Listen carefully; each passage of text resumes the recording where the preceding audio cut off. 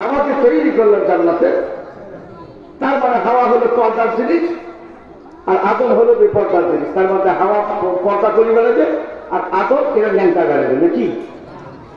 তবে কি তার মানে আদম আলাইহিস সালাতু ওয়াস সালাম এই নাভির থেকে নিয়ে শুরু করে হাঁটু পর্যন্ত ঢাকা এটা কি হাওয়া, আর মহিলা মানুষের মাথা থেকে নিয়ে শুরু করে পা পর্যন্ত ঢাকি বেড়াচ্ছি ফরজ। এই জন্য আল্লাহ পাক বড় আদর করে জান্নাতের ভিতরে তৈরি করলেন হাওয়াকে আর জান্নাতের বাহিরে তৈরি করলেন আদম আলাইহিস সালামকে।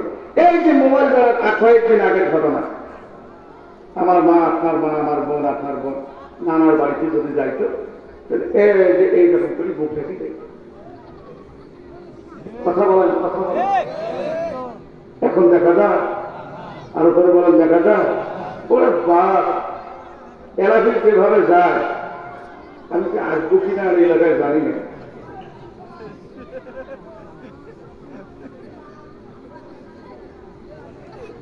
দেখা যায় এই দাদা দেখা যায় যেভাবে দেখি অন্য মানল তাকে যদি খালি এই চতুর্থ মানে এই 7 বার থাকতো অন্য চতুর্থ আসমান দিলি করল। এখন এই যে এইভাবে দিল দিয়ে বলতেছে লাখ ধর কি লাখ ওটা কয়বার নাউজুবিল্লাহ রাস্তা খুললে করবে ওটা দোয়ার কালাম একটাও কাম করতে পারে ধরে বলেন কাজ করবে। এখন ফিরবে কি আর একটা স্টাইল বার করছে একটু দেখে দিই।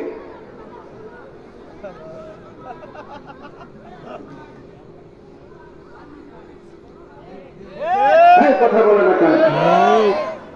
তার মানে পল্লী বিদ্যুতের সুইচ কয়টা? এক পাকে লাগা থাকে অফ, বোঝেন নাই?